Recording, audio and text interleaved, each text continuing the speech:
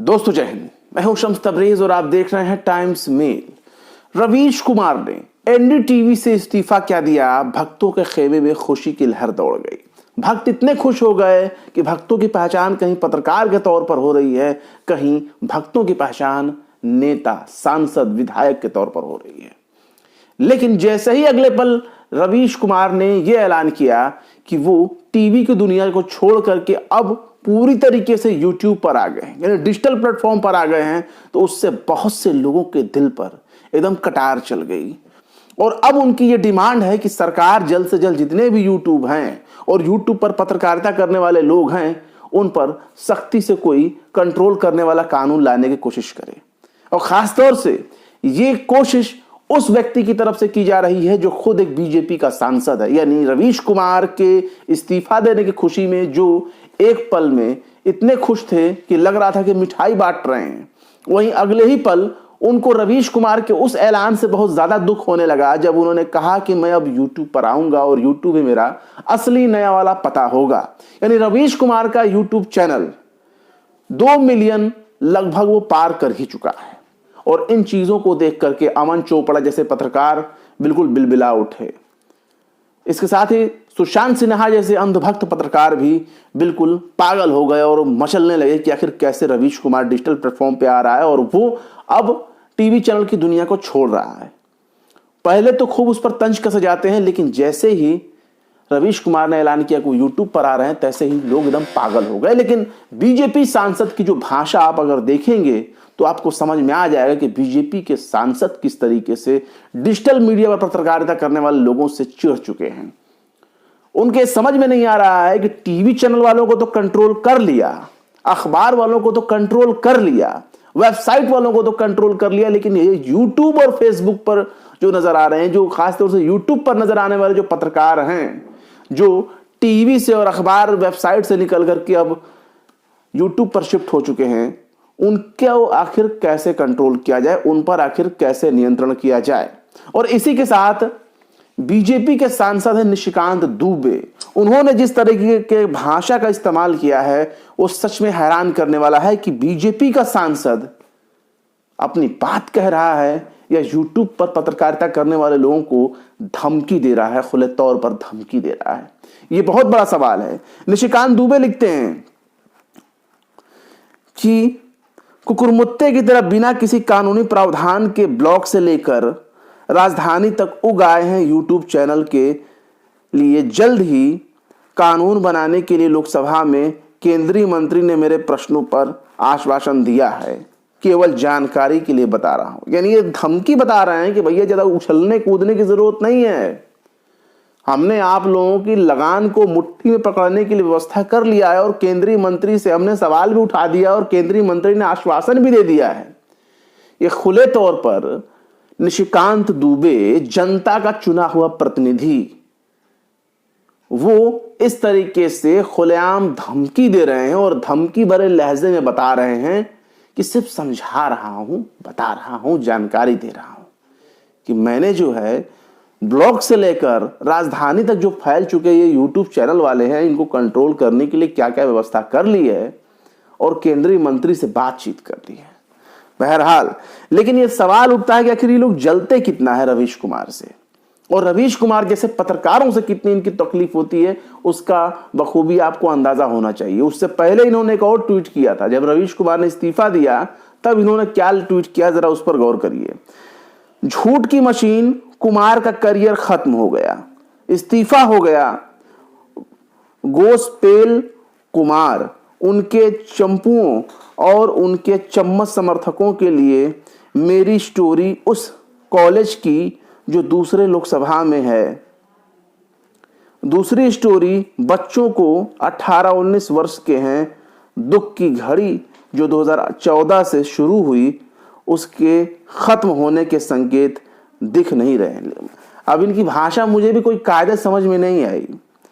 ये अपने आप को सांसद कहते हैं, मोदी जी के साथ इनकी तस्वीरें हैं, कारपोरेट घरानों के बड़े नजदीक माने जाते हैं और ये हिंदी भाषी सांसद हैं। इनकी भाषा अगर आप सुन लेंगे, गौर कर लेंगे, अगर इनके ट्वीट किए हुए शब्दों पर गौर कर लेंगे, मात्राओं को देख लें, शब्दों को देख लें, तो आपको समझ में आ जाएगा कि पता नहीं ये किस स्तर की इन्होंने पढ़ाई की है। इनको हिंदी भी ढंग से लिखने नहीं आता, इनको ये भी नहीं पता कि कॉमा कहाँ लगेगा, इनको ये भी नहीं पता कि खड़ी पाई कहाँ लगेगी, इनको ये भी नहीं पता कि छोटा ऊ का मात्रा कहाँ लगेगा, बड़ा ऊ का मात्रा कहाँ लगेगा, छोटी ई की मात्रा कहाँ लगेगी। ऐसे ऐसे लोग, झोला छाप लोग, एक तरह से कहा जाए ये लोग बन गए हैं सांसद, जनता के प्रतिनिधि। अगर कायदे से नेताओं से पत्रकारों ने सवाल पूछना शुरू कर दिया तो कसम बता रहे हैं, एक भी नेता अपना नामांकन दाखिल करने से पहले 5 बार सोचेगा कि आखिर नामांकन तो हम कर देंगे, लेकिन जब पत्रकारों की तरफ से सवाल होगा तो कहां कहां मुंह छिपाते फिरेंगे। लेकिन अफसोस यही इसी बात का है कि पत्रकारों ने सवाल पूछना ही बंद कर दिया है। और अगर पत्रकार सवाल पूछते हैं रोटी को लेकर के, कपड़ा को लेकर के, मकान को लेकर के, रोजगार को लेकर के, शिक्षा को लेकर के, स्वास्थ्य को लेकर के, तो आप सोचिए उन यूट्यूब चैनलों को किस नजर से, किस स्तर पर गिराने की कोशिश हो रही है। बहुत से नफरती चैनलों ने जिस तरीके से नफरत फैलाना शुरू किया टीवी पर, और जब मामले अदालतों में पहुंचे तो अदालत ने जो कमेंटबाजी की, जो टिप्पणी की, सरकार से पूछा कि इन पर रोक लगना चाहिए कि नहीं लगना चाहिए, क्या ये लोग कायदे से काम कर रहे हैं अपना, तो सरकार ने कहा कि नहीं, टीवी पर जो हो रहा है बिल्कुल सही और कोई गलत नहीं हो रहा है। डिजिटल प्लेटफॉर्म वाले, यूट्यूब वाले, फेसबुक वाले, ट्विटर वाले, इनके तरफ से बहुत दिक्कत हो रही है, ये बहुत ज्यादा गंद मचा रहे हैं। तो ऐसे में सवाल ये है कि सरकार की तो मनचाही यही है, तो किस तरीके से यूट्यूब वाले डिजिटल प्लेटफॉर्म पे जो भी नजर आ रहे हैं पत्रकार पत्रकारिता कर रहे हैं, सवाल पूछ रहे हैं, इनसे चंदा जो नहीं ले रहे हैं, इनसे जो रिश्वत नहीं खा रहे हैं, इनकी जो गुलामी नहीं कर रहे हैं, इनकी जो चरण वंदना नहीं कर रहे हैं, उनको किस तरीके से कंट्रोल किया जाए, उनकी आवाज को किस तरीके से दबाया जाए, तो भाई कर लीजिए। यूट्यूब पर जो पत्रकारिता करने वाले पत्रकार हैं उनके आवाज को दबाया जाए। तो उसका सीधा तरीका यही, बंद करने की क्या जरूरत है, या तो गूगल खरीद लीजिए या कोई और प्लेटफॉर्म खरीद लीजिए। लेकिन हमारा यह कहना है कि आप एक चैनल को बंद करेंगे दूसरा शुरू हो जाएगा, एक प्लेटफॉर्म पे रोक लगाएंगे दूसरा प्लेटफॉर्म शुरू हो जाएगा। तो 100 में एक काम आप ये करिए, मोदी जी हों, चाहे मोदी जी के सांसद हों, चाहे मोदी जी के विधायक हों, चाहे मोदी जी के आईटी सेल समर्थन वाले जो लोग हों, एक काम सबसे अच्छा करिए, कानून ला दीजिए कि कोई भी पत्रकारिता नहीं कर सकता, किसी भी प्लेटफॉर्म पर पत्रकारिता नहीं कर सकता। अगर यूट्यूब चलाना है, अगर फेसबुक चलाना है, अगर ट्विटर चलाना है, या कोई भी डिजिटल प्लेटफॉर्म चलाना है, तो कोई भी पत्रकारिता वहां नहीं करेगा, कोई भी सरकार से सवाल नहीं पूछेगा। सबसे बड़ा दुख ये है कि जो डिजिटल प्लेटफॉर्म पे हैं, जो यूट्यूब पे हैं, जो फेसबुक पर हैं, बाकी चैनल वालों को सरकार से ऐड चाहिए, उनकी मजबूरी है, सरकार से गाना, सरकार के पक्ष में गाना गाना है, सरकार के सामने दम लौट जाना है, नेताओं के सामने दम जूते खोलकर उनके अपने सर पे रख लेना है। तो उनकी तो मजबूरी है, क्योंकि फाइनेंशियल क्राइसिस का भी मामला है, उनकी रोजी रोटी कैसे चलेगी। यूट्यूब वालों के साथ ये है कि यूट्यूब वाले स्वावलंबन हैं, आत्मनिर्भर हैं। यूट्यूब वाले इनके सामने भीख नहीं मांगते कि बीजेपी वालों हमें विज्ञापन दे दो, सरकार साहब हमें विज्ञापन दे दीजिए, नहीं मांगते। गूगल का विज्ञापन आता है यूट्यूब पर, यूट्यूब वाले पैसे कमाते हैं, 1 रुपए कमाएं, 10 रुपए कमाएं, 1 लाख कमाएं, 10 लाख कमाएं, 10 करोड़ कमाएं, इनके सामने भीख तो मांगने नहीं जाते। इसलिए इनको क्या होता है, बुरा लगता है, शर्म नहीं आती ऐसे लोगों को। इनके मुंह में जाने वाला जो 2 कवर नेवाला है ना, वो भी हमारे आपके और जनता के पैसे के से जो टैक्स आता है, टैक्स हमारे आपके जेब से निकला हुआ टैक्स जो है, वो ऐसे लोगों के पेट में जाता है। तब ये हेलीकॉप्टर में घूमते हैं, उसी पैसे से, हमारे पैसे से ये अच्छे पकवान खाते हैं। भले ही हम भूखे रहे, लेकिन ये पकवान खाते हैं। बाकी सुई से लेके, चम्मच से लेकर, तेल, साबुन, नमकीन, सब पर ये टैक्स लेंगे, और उसी टैक्स से ये सी प्लेन में घूमेंगे, एयरप्लेन में घूमेंगे, बड़े बड़े विमानों में घूमेंगे, अपने आगे पीछे दाएं बाएं खूब जो है सिक्योरिटी गार्ड लेकर चलेंगे। वरना कौन पूछता है इन लोगों को। मोदी अगर अपना फेस दिखाकर इनके समर्थन में वोट ना मांगे तो इनको 10 वोट सिर्फ इनके परिवार का मिलना मुश्किल है, बाकी का तो छोड़ दीजिए। और इस तरह के लोग सोशल मीडिया पर आकर के धमकी दे रहे हैं। उसी सोशल मीडिया पर आकर के जहां ये धमकी दे रहे हैं, उसी को समझा रहे हैं। ये पत्रकार जो हैं कुकुरमुत्ते की तरह निकल आए। आप सोचिए, कुकुरमुत्ते की तरह, इनकी भाषा देखिए, कुकुरमुत्ते की तरह। अब देखिए, इन्होंने झूठ की मशीन और कैरियर खत्म होने वाली जो बात बोली है, उस पर बहुत से लोगों ने उनको समझाने की कोशिश की है। प्रभाकर कुमार मिश्रा लिखते हैं कि आप तो जनप्रतिनिधि हैं, आपसे ट्रोल जैसे ट्वीट की उम्मीद तो नहीं थी। बहुत से लोगों ने इनका मजाक उड़ाया है।